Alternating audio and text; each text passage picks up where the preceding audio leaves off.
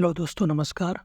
दोस्तों, आज हम भारतीय राजव्यवस्था इंडियन पॉलिटी का भाग थर्ड करने वाले। इससे पहले हमने 2 भाग को कवर कर लिया है। आज हम इंडियन पॉलिटी की प्रस्तावना के बारे में पढ़ेंगे। इसमें दोस्तों हम बहुत ही महत्वपूर्ण फैक्ट को देखेंगे, जो कि किसी भी एग्ज़ाम के लिए बहुत ही महत्वपूर्ण रहने वाले हैं। तो ये एक सिंगल वीडियो में ही सारी प्रस्तावना के फैक्ट को कवर करेगी। ठीक है दोस्तों, शुरू करते हैं। ये दोस्तों भारतीय संविधान की प्रस्तावना है का फॉर्मेट है, जिसे उद्देशिका भी कहते हैं। चलिए दोस्तों, शुरू करते हैं। पहला पॉइंट है, संविधान की प्रस्तावना का अभिभाव हुआ है। मतलब संविधान की प्रस्तावना का शुभारंभ कहाँ से हुआ है, कहाँ से शुरू हुई है? यह हुई है जवाहरलाल नेहरू द्वारा रखे हुए उद्देशीय प्रस्ताव से। जैसे कि दोस्तों हमने पिछले लेक्चर में पढ़ा कि नेहरू जी द्वारा 13 दिसंबर 1946 को संविधान सभा में उद्देशिका प्रस्ताव को रखा गया है। यही उद्देशीय प्रस्ताव आगे जाकर प्रस्तावना का रूप लेती है। ठीक है दोस्तों, नेक्स्ट पॉइंट है, संविधान के प्रस्तावना का अन्य नाम है उद्देशिका।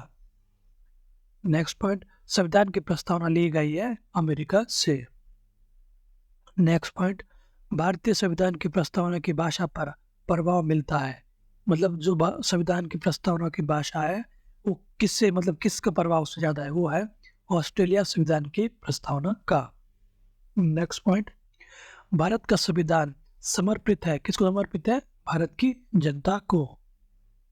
नेक्स्ट पॉइंट, प्रस्तावना में समाजवादी, पंथ निरपेक्ष और अखंडता शब्द शामिल किए गए हैं। मतलब जो प्रस्तावना है उसमें ये तीनों शब्द कौन से एक्ट के द्वारा शामिल किए गए? वो किए गए हैं 42वें संविधान संशोधन अधिनियम 1976 द्वारा। मतलब इसके द्वारा समाजवादी, पंथ निरपेक्ष, अखंडता शब्द शामिल किए गए हैं प्रस्तावना में। नेक्स्ट पॉइंट है, भारत के संपूर्ण प्रभुत्व संपन्न गणराज्य होने का क्या अर्थ है? कि भारत को बोला जाता है कि प्रभुत्व संपन्न गणराज्य। तो इसका अर्थ क्या होता है? इसका अर्थ है भारत को अपने आंतरिक या वैदेशिक मामले में बाहरी दबाव से स्वतंत्रता है। मतलब भारत में कोई भी बाहरी देश उस पर दबाव डाल सकता है उसकी नीतियों पर। इसका मतलब यही है। नेक्स्ट पॉइंट है, भारतीय समाजवाद। कौन सा समाजवाद है भारत का? भारत का समाजवाद है लोकतांत्रिक समाजवाद के निकट माना जाता है भारत का समाजवाद को। नेक्स्ट, भारतीय लोकतांत्रिक समाजवाद में अर्थव्यवस्था के लक्षण है। मतलब जो भारत में लोकतांत्रिक समाजवाद है वो किस प्रकार की अर्थव्यवस्था है? उसमें है मिश्रित अर्थव्यवस्था। ठीक है दोस्तों, नेक्स्ट पॉइंट है, पंथ निरपेक्ष से तात्पर्य क्या है? पंथ निरपेक्ष से तात्पर्य है राज्य का कोई राजकीय धर्म न होना। मतलब किसी भी देश का कोई राजकीय धर्म न होना है। नेक्स्ट पॉइंट है, भारतीय संविधान में धार्मिक संरक्षण का प्रावधान है। मतलब भारतीय जो संविधान है उसमें धार्मिक संरक्षण का प्रावधान कौन से आर्टिकल के अंदर किया गया है? अनुच्छेद 25 से 28 में। और ये किस में आते हैं? ये मूल अधिकार के अंतर्गत आते हैं। नेक्स्ट पॉइंट है, लोकतांत्रिक व्यवस्था का अर्थ क्या है? इसका अर्थ है शासन के संचालन की शक्ति जनता में निहित होना। मतलब लोकतांत्रिक व्यवस्था का अर्थ है कि शासन की जो संचालन की शक्ति वो जनता में निहित है। नेक्स्ट पॉइंट है, भारतीय लोकतंत्र व्यवस्था में मंत्रिपरिषद उत्तरदायी होती है। भारतीय लोकतंत्र व्यवस्था में मंत्रिपरिषद किसकी उत्तरदायी होती है? ये होती है विधायिका के प्रति। जैसे भारत में जो मंत्रिपरिषद है वो लोकसभा के प्रति उत्तरदायी है। नेक्स्ट पॉइंट है, भारतीय संविधान में उल्लेखित लोकतंत्र के हुए, मतलब कौन कौन से संविधान की जो प्रस्तावना में लोकतंत्र के बारे में कहा गया है? वो कहा गया है राजनीतिक, सामाजिक व आर्थिक लोकतंत्र। यह 3 लोकतंत्र के बारे में भारत की प्रस्तावना में उल्लेख है। नेक्स्ट पॉइंट, गणतंत्र का अर्थ है। मतलब जो गणतंत्र उसका क्या अर्थ है? गणतंत्र अर्थ है वह राज्य जिसका प्रमुख, मतलब जिसका हेड है, मतलब किसी देश का जो मुख्य, जैसे भारत में राष्ट्रपति है, उसका चुना उसका परोक्ष रूप से जनता द्वारा निर्वाचित है। मतलब जो राष्ट्रपति हो, मतलब वो जनता द्वारा निर्वाचित होता है, उसको कहते हैं गणतंत्र। नेक्स्ट पॉइंट है, भारतीय लोकतंत्र है। भारतीय लोकतंत्र कैसा है? अप्रत्यक्ष लोकतंत्र। अप्रत्यक्ष लोकतंत्र का मतलब है कि मतलब जनता डायरेक्ट किसमें शासन में भाग नहीं लेती। जनता अपना प्रतिनिधि चुनती है, वो आगे जाकर हमारे प्रतिनिधि करता है। नेक्स्ट पॉइंट है, भारतीय संविधान की प्रस्तावना में न्याय के प्रकार है, मतलब जो भारत की प्रस्तावना है उसमें कितने प्रकार के न्याय का उल्लेख किया गया है? उसमें 3 प्रकार के। कौन कौन से? सामाजिक, आर्थिक व राजनीतिक न्याय। ये 3 प्रकार के न्याय का उल्लेख किया गया है किसकी? प्रस्तावना में। नेक्स्ट है, भारतीय संविधान की प्रस्तावना के आधार पर स्वतंत्रता के प्रकार है, मतलब प्रस्तावना में स्वतंत्रता कितने प्रकार पर कौन कौन सी है? वो है 5 प्रकार की है। कौन सी है? विचार, अभिव्यक्ति, विश्वास, धर्म और उपासना की स्वतंत्रता है। ये 5 प्रकार की स्वतंत्रता का उल्लेख भारत संविधान की प्रस्तावना में किया गया है। नेक्स्ट है, संविधान के विस्तृत विवरण का संक्षिप्त स्वरूप है। कौन सा स्वरूप है? प्रस्तावना। मतलब जो भारत का संविधान है उसका निचोड़ कहाँ पे है? जो बोलते हैं वो है प्रस्तावना में। संविधान की आत्मा कहा जाता है। संविधान की आत्मा किसे कहा जाता है? ये कहा जाता है प्रस्तावना को। नेक्स्ट पॉइंट है, जब कोई अनुच्छेद अस्पष्ट होता है तो स्पष्टीकरण के लिए सहारा लिया जाता है। किसका लिया जाता है? प्रस्तावना की भाषा का। नेक्स्ट पॉइंट है, संविधान की प्रस्तावना हमारे दीर्घकालिक सपनों का विचार है। यह कथन किसने कहा गया था? कि संविधान की प्रस्तावना हमारे दीर्घकालिक सपनों का विचार है। यह कथन कहा गया था सर अल्लादी कृष्ण स्वामी अय्यर जी ने। यह कथन कहा था प्रस्तावना के बारे में। नेक्स्ट पॉइंट है, प्रस्तावना को हमारे संप्रभु प्रजातांत्रिक गणतंत्र की जन्म कुंडली कहा था। किसने कहा था? ये कहा था कि एम मुंशी ने। नेक्स्ट है वाद जिसमें प्रस्तावना को संशोधनीय माना गया था। कौन से वाद में? कौन सा केस है जिसमें कि ये कहा गया कि प्रस्तावना को संशोधन किया जा सकता है? ये कहा गया था केशवानंद भारतीय बनाम केरल राज्य 1973 में। दोस्तों बहुत इंपॉर्टेंट फैक्ट है, ये बहुत ज़्यादा पूछा जाता है। नेक्स्ट है, वह वाद जिसमें प्रस्तावना को संशोधनीय नहीं माना गया था। मतलब इसमें यह कहा गया था कि जो प्रस्तावना है इसमें हम संशोधन नहीं किया जा सकता। क्यों नहीं किया जा सकता? क्योंकि उस टाइम यह माना जाता है कि जो प्रस्तावना वो संविधान का भाग नहीं है। किस एक्ट में, किस केस में कहा गया? यह कहा गया था बेरूबारी संघवाद 1960 में।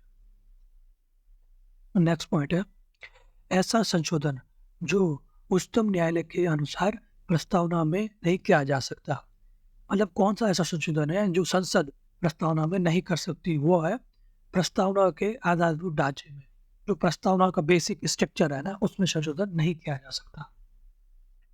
नेक्स्ट पॉइंट, प्रस्तावना में उल्लेखित शब्द स्वतंत्रता, समानता, समता और बंधुत्व लिए गए। कहाँ से लिए गए? ये लिए गए फ्रांस की क्रांति से। कौन कौन से? स्वतंत्रता, समता और बंधुत्व। नेक्स्ट पॉइंट है, प्रस्तावना में उल्लेखित शब्द सामाजिक, राजनीतिक, आर्थिक न्याय, ये कहाँ से लिए गए? ये लिए गए रूस की क्रांति से।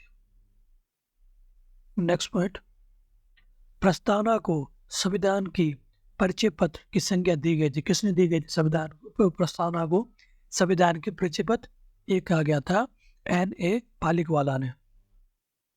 नेक्स्ट है, सभी व्यक्ति पूर्णतः और समान रूप से मानव है। ये सिद्धांत किसका है? यह सिद्धांत है सार्वभौमिकता का, कि सभी व्यक्ति पूर्णतः और समान रूप से मानव है। नेक्स्ट है, ऐसा राज्य जिसका अपना विशेष धर्म हो कहलाता है, क्या कहलाता है? वो कहलाता है सैद्धांतिक राज्य।